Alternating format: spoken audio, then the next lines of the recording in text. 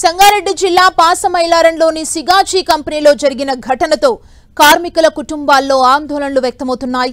ప్రతిరోజు విధులకు హాజరు కావాలంటేనే హడలెత్తిపోతున్నారు.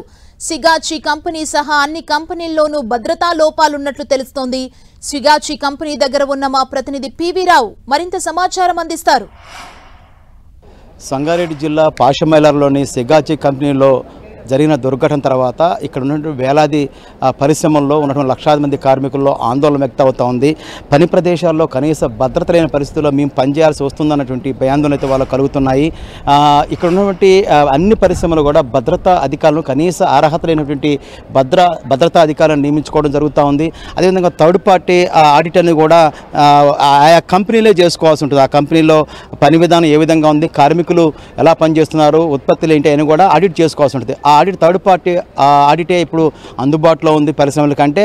వారంతటా వారుగానే స్వయంగానే వారు నచ్చిన వ్యక్తులతోనే ఆడిట్ చేయించుకుంటారు. దీనివల్ల కంపెనీకి అనుకూలమైన రిపోర్టే అది వస్తుంది తప్ప వేరే రిపోర్ట్ అయితే రాదు. కాబట్టి ఇలాంటివన్నీ కూడా అక్కడ ఉన్నాయి. ఏదైనా దుర్ఘటన జరిగినప్పుడు కమిటీలు వేసినప్పుడు కూడా కమిటీలు కూడా తూతూ మంత్రంగానే తమ యొక్క నివేదికను ఇచ్చే పరిస్థితి మనకు కనిపిస్తూ ఉంది. మనం ఈ రోజున పటాన్ చెరువు, పాసమైలారం, హత్తూర, బోరబట్ల, జిన్నారం ఇలాంటి పారిశ్రామిక ప్రాంతాల్లో ఉన్నటువంటి వేలాది పరిశ్రమల్లో ఉన్నటువంటి అన్ని పరిశ్రమలు కూడా భద్రతా లోపాలు స్పష్టంగా ఉన్నట్టు మనకు స్పష్టమవుతూ ఉంది. అయితే బాయిలర్లకు, రియాక్టర్లకు తేడా కూడా తెలియనటువంటి భద్రతా అధికారులే ఈ రోజున భద్రతా అధికారులుగా ఉన్నటువంటి పరిస్థితి కనిపిస్తూ ఉంది.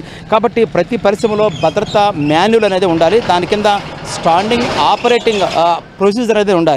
విపత్తు నిర్వహణ ప్రణాళికలు కూడా ఉండాలి. ఇవన్నీ కూడా పరిశ్రమల్లో మనకి కనిపించిన పరిస్థితి ఉంది. కాబట్టి ఇప్పుడు వస్తున్నటువంటి నిపుణుల కమిటీ, మరికొద్దిసేపట్లో వస్తున్నటువంటి నిపుణుల కమిటీ ఇక్కడ జరిగినటువంటి పరిశ్రమలో జరిగినటువంటి ప్రమాదం ఏ విధంగా జరిగింది, ప్రమాదానికి గల కారణాలు దర్యాప్తు చేసి 4 రోజుల్లోనే రిపోర్టు ఇవ్వనున్నారు. దాంతోపాటు కొన్ని రికమెండేషన్స్ కూడా రాష్ట్ర ప్రభుత్వం అడిగింది. అంటే ఇప్పుడు జరిగిన ప్రమాదం కాకుండా మిగతా పరిశ్రమల్లో ఎలాంటి లోపాలు ఉన్నాయి, భద్రతా లోపాలు కూడా ఎలా ఉన్నాయి, అక్కడ కార్మికులు ఎలా పనిచేస్తూ ఉన్నారు, ఇప్పటివరకు జరిగిన ప్రమాదాలు ప్రమాదాలు జరిగినాయి, భవిష్యత్తులో ప్రమాదాలు జరగకుండా ఎలాంటి చర్యలు తీసుకోవాలని దాని మీద కూడా రాష్ట్ర ప్రభుత్వం ఈ యొక్క కమిటీ నుంచి, నిపుణుల కమిటీ నుంచి రికమెండేషన్స్ కోరింది.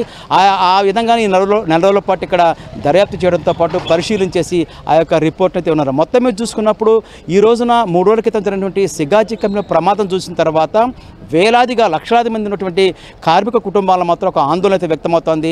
భద్రత లేని పని ప్రదేశాల్లో మేము చేస్తే సిగాచి పరిశ్రమ జరిగినటువంటి పరిస్థితి మాకు వస్తుంది అన్నటువంటి భయాందోళన మాత్రం కార్మికులు ఇక్కడ వ్యక్తమయ్యే పరిస్థితి మనకు కనిపిస్తూ ఉంది. కాబట్టి ఈ యొక్క భయాందోళన అన్నింటినీ తొలగించాల్సిన బాధ్యత అధికార యంత్రాంగాన్ని, రాష్ట్ర ప్రభుత్వాన్ని. కనీస భద్రత ఏర్పాటు చేసి పని ప్రదేశాల్లో కార్మికులు పనిచేసుకునే వెసులుబాటు అయితే మాత్రం అటు కార్మిక శాఖ కావచ్చు, ప్రభుత్వం, జిల్లా స్థాయి అధికారులు కూడా కల్పించాల్సిన అవసరం ఉంది.